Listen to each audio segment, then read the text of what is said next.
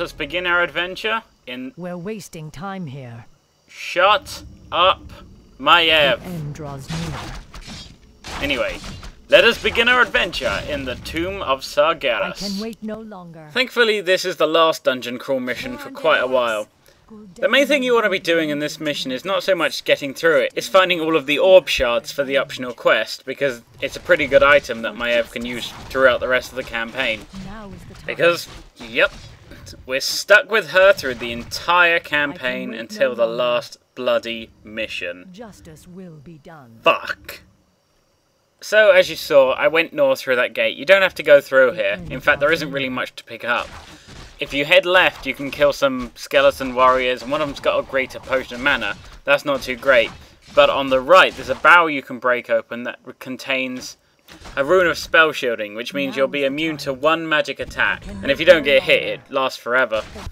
So from where you started, head right, and the game decides to remind you again that Maiev has a blink spell. Hey, and have you ever noticed that when you collect runes, they look exactly like bomb explosions from Legend of Zelda: The Wind Waker? Anyway, head south, you'll fight a couple of mini Doom Guards and mini Hellstalkers or Fellstalkers or whatever you want to call them.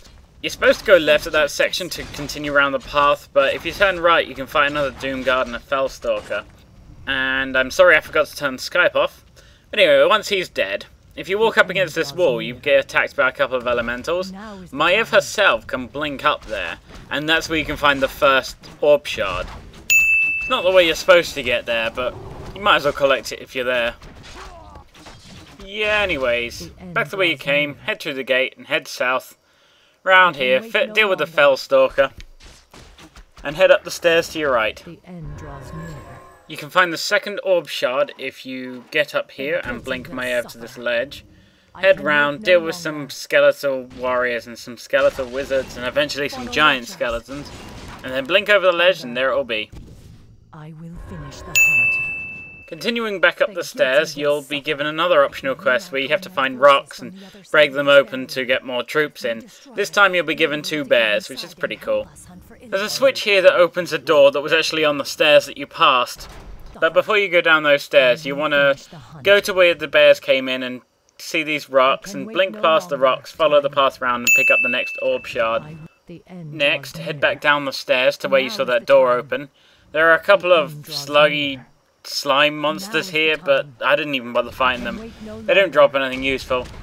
Just blink past them to the ledge on your right, and you'll find another orb shard. After heading back to the switch, you'll find some more skeleton warriors. These ones are quite hard to deal with, but don't forget that you now got bears, which can turn into bear form, and of course regeneration is good for healing, and roar is good for better attack. On the left there is where you're supposed to fight those water elementals, but never mind. Keep heading north and you'll start another cutscene with Gul'dan. And when it's done, just keep heading north. You'll fight some Murlocs here, but this is basically where we'll be heading into the cave part of the mission. One of the Murlocs drops a Tome of Intelligence, grab it, keep going round. Keep heading round the path, you'll fight a couple of Hydras. One of them drops a Rune of Healing. This one here drops a Tome of Agility. And just left you'll find another couple of rocks that you can break open and get some Dryads to help out. There are some more Hydras to the north, but much more importantly is if you head up this hill, fight some turtles, you can blink over to another piece of the orb.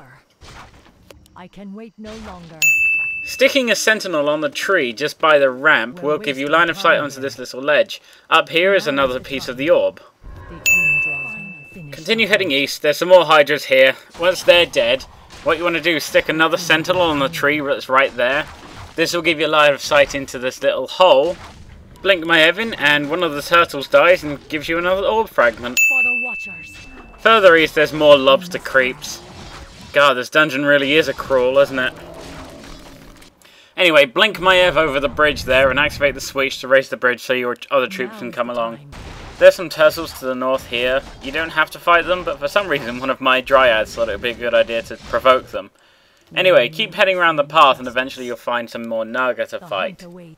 Since you can easily shadow meld at any time during this mission, what I might suggest doing, or what I do because it's fun, setting up a little wall with archers and huntresses and Maiev, and have your Dryads behind them. Then of course shadow meld everything that can, attract the enemy, and they won't be able to do anything because they'll be being attacked by Dryads. but they won't be able to see the wall that's in the way. And once you've dealt with those Naga, keep heading east. If you go up the stairs, there's a royal guard and a couple of Murgle fighters. They're not too hard to deal with, but be careful of the royal guard because he can summon things like water elementals. Past the royal guard, there's some more destructible rocks, and you'll be given some Druid of Talons, which are pretty cool. Cyclone is always useful. That'll be the last barrier for the optional quest. North of those rocks, however, there's a little pool you can blink into. If you kill the hydras that are down here, and then blink onto the platform that's on the left, you'll find another orb fragment. Now, if you break open the door that's south of the barrier, it'll be 3 groups of Naga that you'll have to get through to continue with the mission. They're not too difficult to deal with, just make use of Cyclone, save after every battle, you know, general things to help you survive.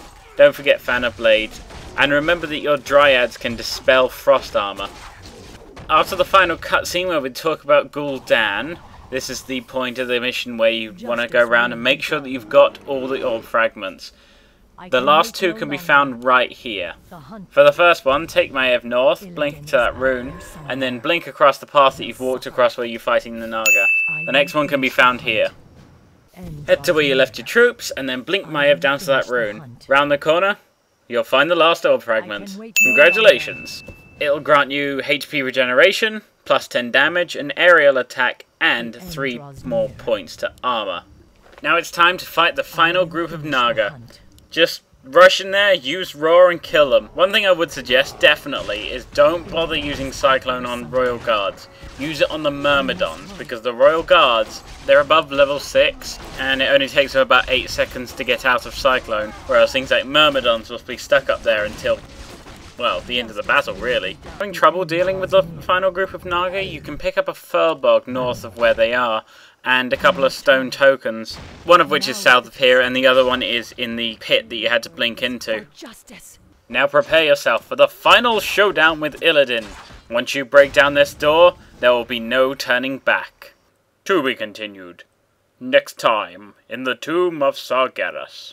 Can Illidan use the word irony correctly? Will Maev ever stop being a bitch? Does Nisha make it out alive? The answers to these questions will be revealed right now. No. So, as you saw from that cutscene, everyone but Maev is dead, and your next objective is just to take her out of the dungeon. This is actually really easy, and I'm not even sure why they made it a part of the mission itself. Still, pick up the Rune of Speed, that'll help you, and blink past all the groups of enemies. There is no point in fighting them at all. You've got about 2.5 minutes to do this in total. My best time, I think, is about 58 seconds to spare, so if I can do that, you shouldn't have any problem whatsoever.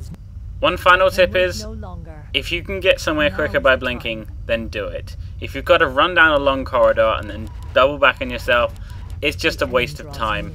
If your Rune of Speed has run out, you can pick up another one in that room where you had that second cutscene with gul'dan. And finally, you'll save a lot of time by blinking across that platform where you found the water elementals. And the end of the mission comes right as you get to the exit where you started.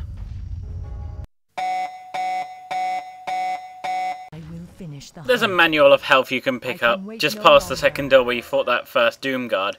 There's also a Pit Lord down there, but I'm pretty sure it's a red herring because fighting him is beyond pointless.